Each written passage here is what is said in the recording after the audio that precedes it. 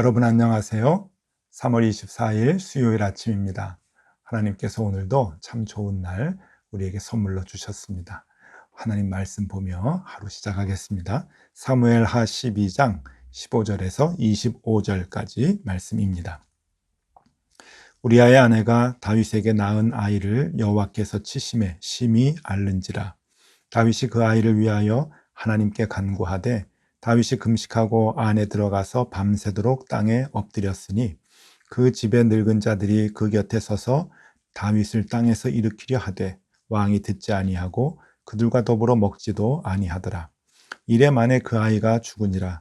그러나 다윗의 신하들이 아이가 죽은 것을 왕에게 아뢰기를 두려워하니 이는 그들이 말하기를 아이가 살았을 때 우리가 그에게 말하여도 왕이 그 말을 듣지 아니하셨나니 어떻게 그 아이가 죽은 것을 그에게 아뢰일 수 있으랴. 왕이 상심하리로다 함이라. 다윗이 그의 신하들이 서로 수군거리는 것을 보고 그 아이가 죽은 줄을 다윗이 깨닫고 그의 신하들에게 묻되 아이가 죽었느냐 하니 대답하되 죽었나이다 하는지라. 다윗이 땅에서 일어나 몸을 씻고 기름을 바르고 의복을 갈아입고 여호와의 전에 들어가서 경배하고 왕궁으로 돌아와 명령하여 음식을 그 앞에 차리게 하고 먹은지라. 그의 신하들이 그에게 이르되 아이가 살았을 때에는 그를 위하여 금식하고 우시더니 죽은 후에는 일어나서 잡수시니 이 일이 어찌 됨이니까 하니 이르되 아이가 살았을 때에 내가 금식하고 운 것은 혹시 여호와께서 나를 불쌍히 여기사 아이를 살려주실는지 누가 알까 생각함이거니와 지금은 죽었으니 내가 어찌 금식하랴. 내가 다시 돌아오게 할 수 있느냐. 나는 그에게로 가려니와 그는 내게로 돌아오지 아니하리라 하니라. 다윗이 그의 아내 밧세바를 위로하고 그에게 들어가 그와 동침하였더니 그가 아들을 낳음에 그의 이름을 솔로몬이라 하니라. 여호와께서 그를 사랑하사 선지자 나단을 보내 그의 이름을 여디디아라 하시니 이는 여호와께서 사랑하셨기 때문이더라. 아멘. 네, 사무엘하 12장 어제에 이어서 뒷부분을 보고 있습니다. 어제는 다윗의 참회의 내용이 나오죠. 나단 선지자의 그 지적을 듣고 다윗이 하나님 앞에서 참회하는 그러한 그 모습을 이제 보이면서 그 다윗의 범죄에 대한 하나님의 징벌의 이야기가 먼저 나옵니다. 그러니까 다윗과 밧세바 사이에서 낳은 이 아이, 이름도 없는 이 아이가 난지 일주일 만에 앓다가 이제 죽는 벌을 받게 되는데 하나님의 주권에 대한 것을 다윗 왕이 인정을 하고 그 하나님의 주권에 전적으로 굴복하는 그러한 그 왕의 자세를 여기서 보여줍니다. 그 힘이 많던 다윗, 법을 만들고 그리고 백성들을 재판하던 그 다윗 왕이 하나님의 재판과 하나님의 징벌 아래 완전히 손을 들고 굴복하고 그것을 인정하는 그런 그 겸손한 하나님 앞에서 자기를 낮추는 그런 그 모습의 내용을 우리가 볼 수 있습니다. 이 그 아이가 죽기 전까지 기도하다가 죽은 후에 이제 일어나서 다시 정상적인 생활을 하는 이 내용에 대해서는 우리가 너무 잘 알아서 우리가 여기에선 다시 더 깊이 설명을 해드리지는 않고 오늘은 그 다음 부분에 있는 얘기, 그러니까 솔로몬의 탄생과 하나님께서 이 솔로몬을 사랑하셔서 선택하시는 그 내용에 대해서 더 좀 깊이 생각해 보고자 합니다. 오늘 그 본문의 24절, 25절에 보면은 솔로몬의 이제 탄생이 나오게 됩니다. 다시 한번 읽어드리면은요. 다윗이 그의 아내 밧세바를 위로하고 그에게 들어가 그와 동침하였더니 그가 아들을 낳음에 그의 이름을 솔로몬이라 하니라. 여호와께서 그를 사랑하사 선지자 나단을 보내 그의 이름을 여디디아라 하시니 이는 여호와께서 사랑하셨기 때문이다. 라고 이제 성경에 나옵니다. 하나님이 이제 그 다윗과 그리고 밧세바 그 관계를 이제 위로하시는 거겠죠. 죄는 죄이고 죄에 대한 형벌은 형벌로 이제 그 마쳤습니다. 하나님은 그 죄에 대한 형벌을 반드시 주시죠. 기억을 하십니다. 그 죄를 지적할 때가 아이를 임신하였을 때인데 그 죄에 대한 형벌이 나오는 것이 아이를 낳을 때이니까 적어도 9개월, 10개월 뒤까지 하나님께서는 그냥 기억하시고 그것을 반드시 죄의 형벌을 주신다라고 하는 거죠.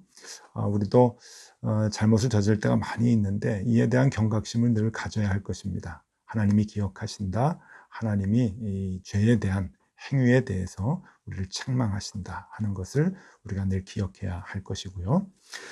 하나님이 이제 그 책망을 다 하시고 난 뒤에 다윗과 밧세바를 위로하시기 위해서 이제 솔로몬을 낳게 하고 그의 이름을 여디디아라고 이렇게 지어주는 내용이 나옵니다. 근데 여러분, 그 아이가 죽은 뒤에 다시 동침을 해서 아이를 낳아서 솔로몬을 낳은 것이 아닙니다. 이것이 그냥 성경 한두 절 지나가면서 이 아이가 연년생 혹은 2살 터울로 이렇게 툭 태어나는 게 아니라 이 죽은 아이와 그리고 솔로몬 그 사이에는 또 3명의 아들이 있습니다. 그러니까 굉장히 긴 그 시간의 뒷얘기를 성경은 한 줄로, 한 절로 이렇게 건너뛰게 되는데요.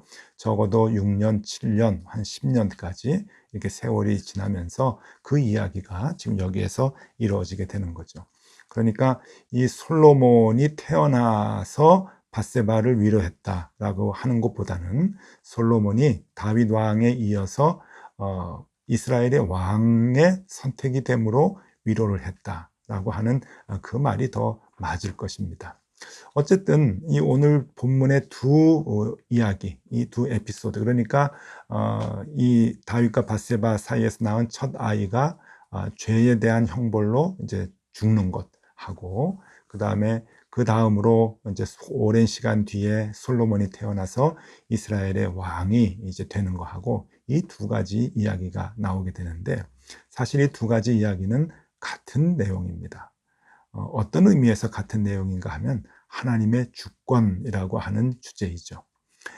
다윗은 아이가 죽었을 때 하나님의 주권을 인정을 하였습니다. 그 권세 많던 다윗, 많은 사람을 죽일 수도 있었던 다윗, 우리아를 다른 사람의 손에 의해서 청부살인을 할 만큼 그렇게 힘이 셌던 다윗, 그 다윗이 하나님의 능력 앞에서, 하나님의 주권 앞에서 두 손을 들고 납작 엎드리는 그러한 그 겸손한 모습을 보이는, 하나님의 주권을 인정하는 그러한 모습이 있고요. 그리고 또 하나님께서 선택한 솔로몬이 이스라엘의 왕이 되는 그러한 그 하나님의 보이지 않는 손, 하나님의 주권, 역사를 이끄시는 그 하나님의 능력, 이것을 우리에게 보여주는데, 그래서 이 사무엘하 12장 이 후반부는 이 땅을 움직이시는 분은 하나님이시다. 이 세상에 사람을 이끌어 가시는 분은 하나님이시다. 역사의 주관자는 하나님이시다 라고 하는 것을 우리에게 아주 극명하게 보여주고 있는 말씀입니다. 네, 여러분, 오늘 아침에는 조금 어려운 문제를 여러분들에게 한 질문으로 좀 드려보겠습니다. 다윗이 아들이 몇 명이었을 것 같습니까? 다윗이 왕이니까 아들을 좀 낳았겠죠? 왕자들이 도대체 몇 명이었을까? 성경에 보면은 그 명수를 다 얘기하지는 않습니다. 그런데 이름이 나오는 사람이 있고 이름이 나오지 않는 사람이 있는데 한번 제가 읽어드리겠습니다. 역대상 3장 1절에서 9절까지인데요. 조금 깁니다만은 오늘 이 말씀의 해석을 위해서 굉장히 필요한 본문입니다. 그러니까 여러분들 한번 눈여겨서 잘 봐주시면 좋겠습니다. 다윗이 헤브론에서 낳은 아들들은 이러하니 맏아들은 암논이라 이스라엘 여인 아히노암의 소생이요 둘째는 다니엘이라 갈멜 여인 아비가일의 소생이요 셋째는 압살롬이라 그슬 왕 달메의 딸 마아가의 아들이요 넷째는 아도니아라 학깃의 아들이요 다섯째는 스바디아라 아비달의 소생이요 여섯째는 이드르암이라 다윗의 아내 에글라의 소생이니 이 여섯은 헤브론에서 나았더라. 다윗이 거기서 7년 6개월을 다스렸고 또 예루살렘에서 33년을 다스렸으며 예루살렘에서 그가 낳은 아들들은 이러하니 시므아와 소밥과 나단과 솔로몬 네 사람은 다 암미엘의 딸 바스와의 소생이요 또 이팔과 엘리사마와 엘리벨렛과 노가와 네벡과 아비야와 엘리사마와 엘리다야와 엘리벨렉과 아홉 사람은 다 다윗의 아들이요 그들의 누이는 다말이며 이 외에 또 소실의 아들이 있었더라. 네, 아이고 읽기도 좀 어렵습니다. 이렇게 이제 굉장히 많은 아들이 있었는데 보니까 이름이 나온 아들만 19명입니다. 19명. 그리고 그 밧세바 여기에 보니까 역대상 3장 5절에 보니까 밧수아라고 하는 이름으로 나오는데 이 밧수아가 이제 밧세바이죠. 이 밧세바가 낳은 아들이 4명입니다. 그러니까 죽은 아들까지 보면은 다 5명을 이제 낳은 거로 이제 볼 수 있는데 이 5명의 아이를 낳은 것 중에 그러니까 밧세바가 5명의 아들을 낳았는데 솔로몬이 맨 막내입니다. 5번째이죠. 그러니까 이 아들을 낳는 데까지 시간이 이제 많이 지났다라고 이제 하는 것을 볼 수가 있는데 오늘 말씀드리고 싶은 것은 이 이름이 나온 19명의 왕자들 그리고 또 소생의 자녀들이 많았다, 아들들이 많았다라고 했는데 그 아들이 이게 뭐 30명인지 40명인지 우리는 잘 모릅니다. 어쨌든 이름만 나온 아들이 19인데 그 중에 솔로몬이 10번째 아들이다라고 하는 것을 기억해 주시면 좋을 것 같아요. 그러면 우리는 상식적으로 이렇게 생각할 수 있습니다. 10번째 아들이 왕이 될 수 있을까? 첫 번째에서 9번째 형들은 뭘 하고 있을까라고 하는 이제 그러한 생각을 할 수가 있고요. 합리적 의심이죠. 그런 걸 생각할 수 있고 또 하나는 이 10명의 아들, 19명의 아들들 중에서 밧세바라고 하는 이 어머니는 좀 특별한 여인입니다. 그러니까 범죄함으로 취한 아내이죠. 그리고 그 이상한 관계 속에서 아들을 낳았는데 그 아들 중에 10번째가 솔로몬이라고 하는 거예요. 그러니까 이 솔로몬은 그 순서의 위치상으로도 그렇고 그리고 탄생의 이 비밀 이런 것도 이제 다 종합을 해보면은 도저히 다윗을 뒤이어서 이스라엘의 왕이 될 수가 없는 그러한 존재가 바로 솔로몬입니다. 그런데 이 솔로몬이 왕이 되었다. 왕이 되는 것을 하나님께서 태어날 때부터 예정해 주시고 선택해 주셨다라고 하는 것이 오늘 이 본문에 나오게 되는 것이죠. 그것을 이제 단적으로 보여주는 것이 아들을 낳았을 때 이 아들이 어머니를 위로하고 아버지를 위로했다. 그러니까 이제 나중에 백성을 위로한다라고 하는 이제 그러한 그 의미도 될 수 있겠고요. 나단 선지자를 친히 보내서 하나님께서 여디디아라고 하는 그 이름을 붙여줍니다. 여디디아. 여러분 지금 이제 자막으로 제가 좀 이렇게 보여드리겠는데요. 여디디아라고 하는 것은 하나님의 사랑을 받았다라고 하는 히브리어입니다. 히브리 단어 한번 보세요.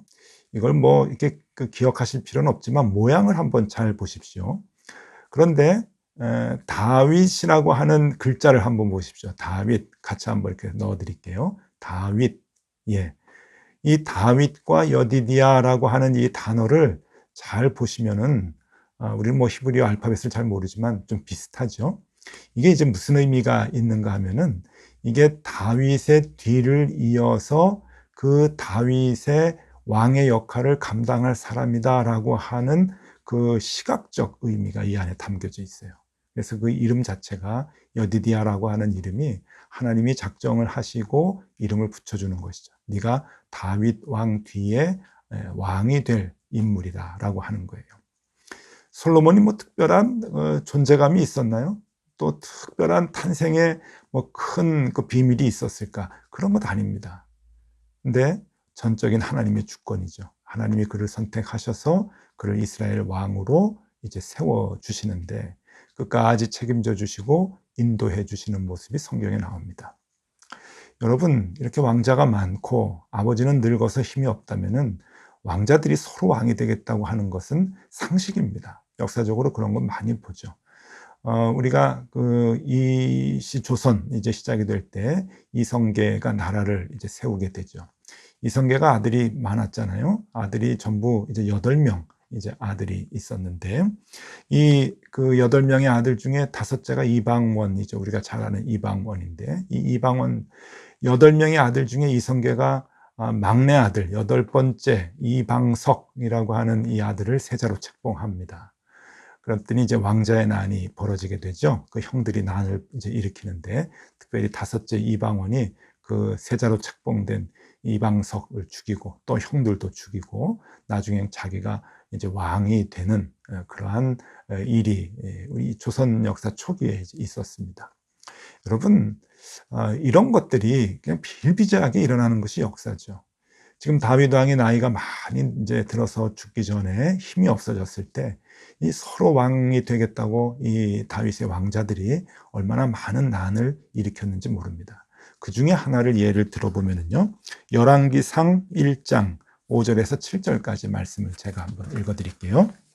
그때 학깃의 아들 아도니아가 스스로 높여서 이르기를 내가 왕이 되리라 하고 자기를 위하여 병거와 기병과 호위병 50명을 준비하니 그는 압살롬 다음에 태어난 자요 용모가 심히 준수한 자라. 그의 아버지가 내가 어찌하여 그리하였느냐고 하는 말로 한 번도 그를 섭섭하게 한 일이 없었더라. 아도니아가 수랴의 아들 요압과 제사장 아비아달과 모의하니 그들이 따르고 도우나. 네, 이렇게 나옵니다. 그리고 열왕기상 이 1장 1절은 어떻게 시작하는가 하면은 다윗 왕이 나이가 많아 늙으니, 그렇게 이제 나와요. 다윗 왕이 이제 나이가 많아서 늙어서 힘을 쓰지 못하니까 이제 아들들이 왕이 되려고 하는데 4번째 아들 아도니아가 이제 왕이 된 겁니다. 스스로 왕이 됐는데 누가 도와줬는가 하면은 군대 장관 요압이 그를 도와주고, 그리고 제사장 아비아달이 도와줘서 당신이 왕입니다 하고 정말 왕이 됐습니다. 왕위에 올랐습니다. 스스로 왕이 된 것이죠. 나중에 이제 이것을 다윗 왕이 알고 그 늙은 다윗 왕이 다 바꾸어줘서 여러 가지 힘들고 어려운 고비를 넘겨서 솔로몬이 이제 왕이 되는 이제 그러한 일들이 열왕기상에 이제 나오게 되는데, 바로 이런 어려움들이 솔로몬이 왕이 되기까지 줄줄이 이어집니다. 그런데 오늘 이 본문에서 우리에게 얘기해 주시는 것은 하나님의 주권, 하나님이 선택한 사람을 하나님이 끝까지 지키시고 인도하신다라고 하는 것을 오늘 우리에게 얘기해 주고 있는 것이죠. 하나님이 지정하고 하나님이 선택한 하나님의 사랑받는 자, 이 여디디야, 이를 하나님께서 끝까지 버리지 아니하시고 약속하신 대로 그를 다윗의 뒤를 이어서 왕으로, 이스라엘 왕으로, 솔로몬 왕으로 세우셨다라고 하는 것이죠. 네, 여러분, 오늘은 뭐 성경도 많이 읽고 이스라엘 역사도 많이 이제 우리가 훑어봤는데 기억할 것은 하나입니다. 하나님께서는 하나님이 선택하신 자를 끝까지 책임져 주시고 그를 인도해 주십니다. 오랜 시간이지만 잊지 아니하고, 그리고 놓치지 아니하시고 끝까지 그 약속대로 그의 인생을 선한 길로 인도해 주신다 하는 것, 오늘 그것 하나 기억하면 좋겠습니다. 여러분, 저도 그렇고 여러분들도 그렇고 여디디야, 하나님의 사랑받는 자가 되면 좋겠습니다. 하나님의 사랑받을 수 있는 일을 하나님께 많이 해드려서 하나님께 사랑받을 때 하나님께서 우리의 인생을 끝까지 책임져 주시고 인도해 주신다. 하나님이 주권을 가지시고 우리 인생의 길을 반드시 이 선한 길로 인도해 주실 것을 우리가 이 말씀을 통해서 다시 굳게 믿을 수 있으면 좋겠습니다. 여러분, 오늘도 힘내시고요. 하나님의 사랑받는 자로 하루 살아가는 귀한 날 되실 수 있기를 바랍니다. 기도하겠습니다. 하나님 아버지, 태어날 때부터 솔로몬을 선택하고 여디디야로 이름을 붙여주셔서 그의 인생을 지켜주셨습니다. 굴곡 많은 삶, 위험이 많은 그 순간들을 하나님께서 다 감싸주시고 그를 왕으로 세워주신 것을 보며 하나님께서 우리를 이끌어주시는 그 모습을 우리가 볼 수 있도록 인도하여 주시옵소서.